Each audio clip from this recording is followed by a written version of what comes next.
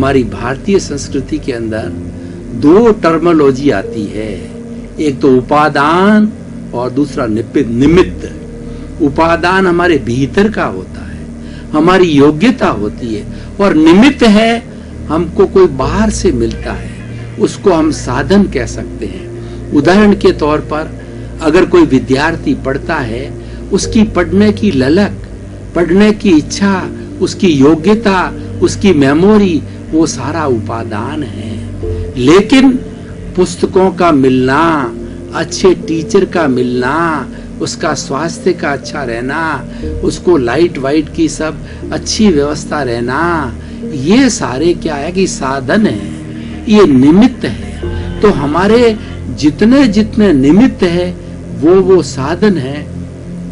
साधनों के बिना हमारा कोई भी कार्य जो है वो पूर्ण नहीं होता है। अगर मान लीजिए कि तालाब की चिकनी मिट्टी भिगोई हुई हमारे पास में है, कुम्हार ना हो, चाक ना हो, डंडी ना हो, तो क्या घड़ा बन सकता है? कभी नहीं बन सकता है। एक व्यापारी है, बहुत योग्य है, उसमें सेल करने की बहुत बड़ी आर्ट है और उसका व्यवहार बहुत अच्छा है, उसके पास ग्राहक बहुत आ रहे हैं, लेकिन ग्राहक जो चीज चाह रहे हैं वह दुकान में सामान नहीं है, तो वह क्या सेल करेगा? एक बहुत अच्छा सन्यासी है, गुरु है, जिसके पास बहुत ज्ञान है, लेकिन ज्ञान को सुनने वाले जो है लोग नहीं आएंगे, जनता नहीं आएगी, तो ज्ञान किसको सुनाएगा? इसलिए जोड़ा है, उपादान और निमित्त जोड़ा है, साध्य और साधन ये दोनों जोड़े हैं। साध्य की शुद्धि के लिए साधन भी शुद्ध चाहिए। यानी हमारा ध्येय अगर अच्छा है तो हमारे साधन जिनका हम ये उपयोग करते हैं, जिनका हम सहयोग लेते हैं, वो भी शुद्ध होने चाहिए। दोनों की शुद्धता से जो है हमें सफलता हासिल होती है। भाई और बहनों, दर्शकगण, श्रोतागण, साधनों की बात करें तो साधन कई तरह के हो सकते हैं। अब प्रकृति की बात करें, ये चराचर जगत है, ये कॉस्मोस है, ये एनवायरनमेंट है, ये पर्यावरण है। तो इस पर्यावरण के अंदर इतने पेड़ है, पौधे हैं, हमारी जड़ी बूटियां हैं, ये सब साधन हैं। इन साधनों का जितनी जितनी जड़ी बूटियां, पेड़ पौधे हैं, ये ईश्वर ने जो है वो हमें स्वस्थ रहने के लिए दवाई बनाई है, तो ये साधन है।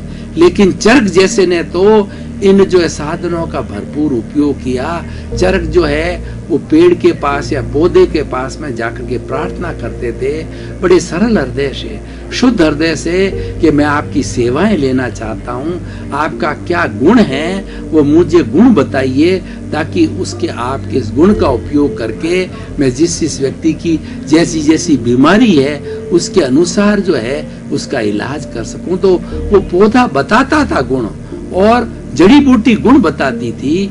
वो इस तरीके से चरस ने सारा आयुर्वेदिक जो है वो पूरा डेवलप किया।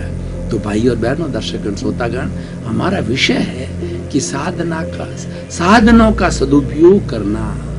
देखिए, दो तरह की चीज होती है, एक तो सदुपयोग होता है और एक दुरुपयोग होता है। साधन वही है, उसका हम उपयोग कैसे करते हैं।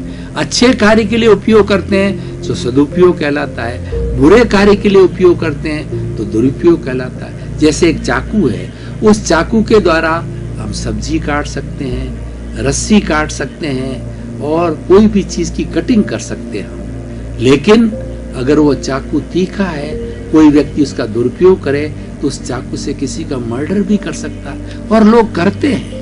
मर्डर करने के लिए, मारने के लिए ये सारे जो लिए जाते हैं साधनों का दुरुपयोग है। तो आज हमारा विषय यही है कि आप, ईश्वर ने इस जगत के अंदर एक रेत का कण भी जो है वो अनुपयोगी नहीं बनाया है, सारे सदुपयोगी है, लेकिन हम उसका जो है उपयोग गलत तरीके से करते हैं तो वो दुरुपयोग कहलाता है। देखिए, जैसे मिट्टी हमारी बालू है, राजस्थान के रेगिस्तान की बालू मिट्टी है, बॉम्बे जैसे शहर के अंदर बड़ी महंगी बिकती है, उसके कई कई कलर बना करके डिजाइन्स बना जाती है, और वहाँ पर मिट्टी नहीं है हमारी बालू जैसी, उसको बर्तन मांजने में अन्य अन्य कई कार्यों के अंदर उसका उपयोग किया जाता है। तो ईश्वर ने इस सृष्टि के अंदर कोई गलत चीज बनाई नहीं है।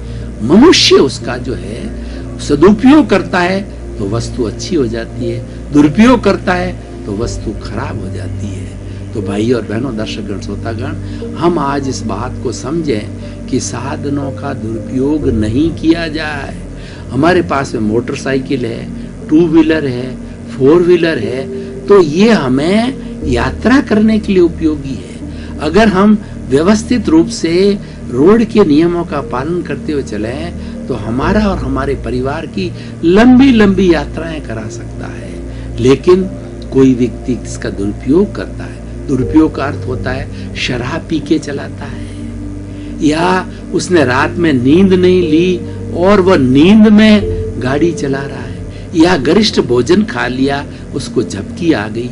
आज के हाईवे तो आप समझिए कांच की तरह सड़कें होती है, थोड़ी सी झपकी आई कि गया। ये साधनों का दुरुपयोग है। और उसके अलावा गाड़ी को भी देखिए, गाड़ी एक साधन है। गाड़ी के अंदर सब चीज अप टू डेट है, रिपेयर करी हुई है, कोई घिसी पिटी नहीं है। ऐसा नहीं है गाड़ी गतिशीलता में आए, गति करे तो कोई उसकी स्प्रिंग निकल जाए, कोई उसका व्हील निकल जाए, या उसका पेडल जो है कि स्प्रिंग टूट जाए। तो ये क्या है कि साधनों का सदुपयोग यानी व्यवस्थित रूप से रखना चाहिए। हमारे साधनों के बिना कोई काम नहीं होता है।